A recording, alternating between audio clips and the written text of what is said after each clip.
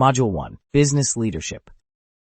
Welcome to the fascinating journey through the landscape of leadership. As we embark on this exploration, we'll delve into the evolution of leadership, understand its various conceptualizations, and examine the intricate relationships between leadership, power, coercion, and management. Our goal is to equip you with a broad understanding of these concepts, enabling you to discern the nuanced differences between leaders and managers, recognize the power dynamics at play, and identify the essential qualities of effective leadership. Leadership is as old as human civilization, yet its definition has been a moving target. In ancient times, leadership was often synonymous with rulership and was primarily about maintaining order and continuity. However, as societies evolved, so did the notion of leadership. It transformed from a focus on authoritative command to an emphasis on guiding, influencing, and inspiring others. Modern leadership is less about wielding power over others and more about empowering individuals to realize their potential.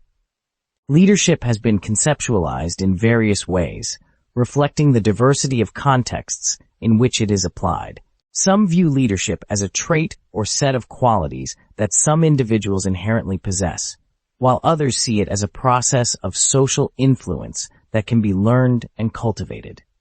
There are also different styles of leadership, such as transactional, which focuses on the exchange between leader and followers, and transformational, which seeks to inspire followers to transcend their own self-interests for the greater good. The distinction between leadership and management is perhaps one of the most significant in the study of organizational behavior. While leaders are often seen as visionaries who inspire and motivate, managers are typically tasked with maintaining order and efficiency. Leaders are emotionally involved and engage with their followers to drive change and innovation. In contrast, managers focus on establishing routines and procedures, often with a lower level of emotional involvement. The concept of power is central to leadership. Traditionally, power was exercised in a top-down manner, with leaders commanding and controlling their followers. However, in recent years, the playing field has leveled significantly. Information has become a new type of power, democratizing the leader-follower relationship. With the rise of the knowledge economy, those with specialized information can lead from any level within an organization, reflecting a shift from traditional hierarchical models to more fluid and dynamic structures. As organizations continue to seek out effective leaders, the emphasis is on finding individuals who can act as change agents and creative thinkers. These leaders are not merely administrators or problem solvers. They are visionaries who can inspire and drive an organization forward. They are not content with the status quo and are always looking for ways to innovate and improve. It's important to note that leadership and management are not mutually exclusive. Both roles are essential for the success of an organization. Managers ensure that the day-to-day operations run smoothly, while leaders challenge the norm and push for progress. Managers rely on their authority to maintain order, but leaders depend on their ability to influence and engage others to bring about change. In summary, as we analyze the evolution of leadership, we find that it has become more about inspiring and less about commanding. The various conceptualizations of leadership reflect its complexity and adaptability. Leadership's relationship with power has shifted from coercive to collaborative, with information becoming a key equalizer. In the quest for organizational excellence, we look for leaders who are change agents and innovators, capable of steering the ship through turbulent waters with vision and passion. And finally, while managers focus on maintaining order, leaders are the harbingers of change, each playing a vital role in the tapestry of organizational life. Trait approach. The trait approach to leadership is one of the earliest theories that attempted to explain the leadership phenomenon by focusing on the personal qualities and characteristics that differentiate leaders from non-leaders. The fundamental premise of this approach is that certain inherent traits make individuals more likely to be effective leaders. These traits could include intelligence, assertiveness, adaptability, and sociability, among others. When we analyze the trait approach, we see that it operates on the idea that these personal characteristics are somewhat fixed and can be identified in potential leaders. This approach suggests that leadership is a property possessed by an individual, which enables them to lead effectively. In other words, leaders are born, not made. This perspective is best exemplified when considering a situation where a person is encouraged to seek office because their family members have been successful elected officials. The underlying assumption here is that the traits necessary for leadership are inheritable or naturally occurring, aligning with the trait perspective in the leadership approach. The strengths of the trait approach lie in its straightforwardness and the ease with which it can be understood and applied. It provides a clear set of traits that one can aim to cultivate or identify in leaders. For example, a manager who arrives early to work and is always striving for excellence could be seen as dependable and diligent, which are traits typically associated with effective leadership. However, this approach has been subjected to criticism primarily because it fails to account for the situational effects on leadership. It is highly subjective, as evidenced by disagreements among individuals like Nina and Bohan over which traits are displayed by a leader in a work situation. The trait approach does not consider the interactions between leaders and followers or the context in which leadership is enacted. In terms of applications, organizations and businesses frequently utilize personality assessments during recruitment processes to predict candidate success in specific roles. This is a practical application of the trait approach, aiming to increase organizational effectiveness by ensuring that individuals' traits align with job requirements. It's also used to determine if potential employees will fit the company's needs for particular positions, as organizations seek to match individual characteristics with job demands to optimize performance and satisfaction. Now, contrast this with other leadership and management strategies that focus on behavior and context. For instance, Arvid's boss incentivizing smoothie sales with a bonus is a clear example of management using an incentive program to solve a problem, rather than leadership. This approach is more aligned with the behavioral theories of leadership and management, which suggests that effective leadership is a result of learned behaviors, rather than inherent traits. The trait approach also has implications for organizational development. By understanding the traits that contribute to effective leadership, organizations can design better training programs and developmental opportunities to cultivate these traits in their employees.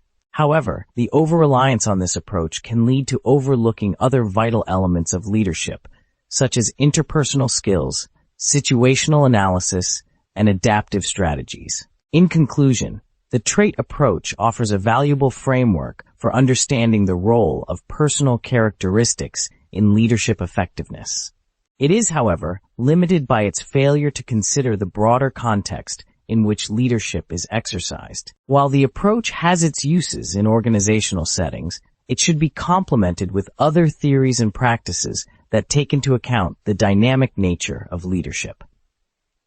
Skills approach.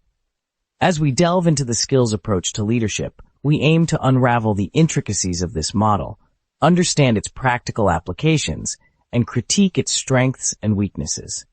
This approach, distinct from trait theories that focus on the leader's innate qualities, emphasizes the skills and abilities that can be developed and honed. The skills approach suggests that effective leadership is rooted in three core skills: technical, human, and conceptual. Technical skill refers to knowledge about and proficiency in a specific type of work or activity. It involves specialized competencies, analytical ability, and the capacity to use appropriate tools and techniques. Human skill is the ability to work with people. It is the skill that enables a leader to assist group members in working cooperatively as a group to achieve common goals. Lastly, conceptual skill is the ability to work with ideas and concepts. It allows a leader to see the organization as a whole, understand the relationships among various subunits, and visualize how the organization fits into a broader context. This approach, operates on the premise that these skills can be developed and strengthened over time. For instance, technical skill is often cultivated through hands-on experience and formal education.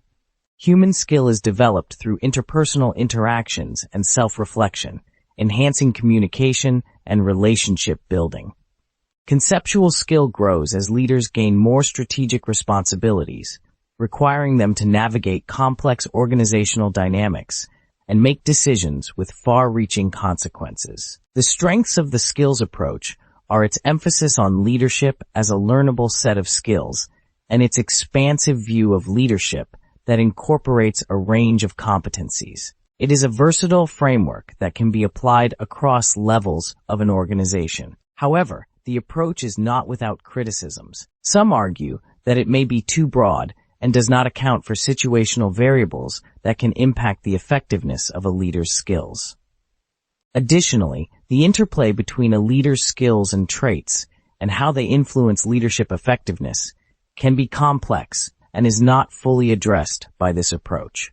The application of the skills approach is evident in leadership development programs that focus on skill-building exercises. Organizations often use this approach to train potential leaders in specific competencies that are deemed critical for their roles.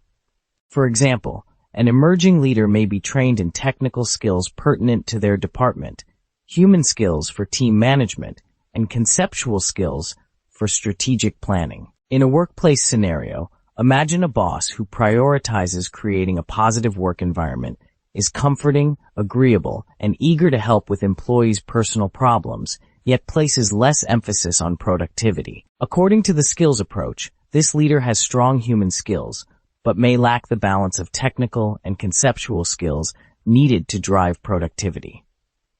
This type of leadership could be categorized as country club leadership, where the leader is more concerned with creating a comfortable atmosphere than with bottom-line results. Conversely, consider a supervisor who assigns a list of tasks each morning and expects them to be completed by day's end, with a progress check post-lunch.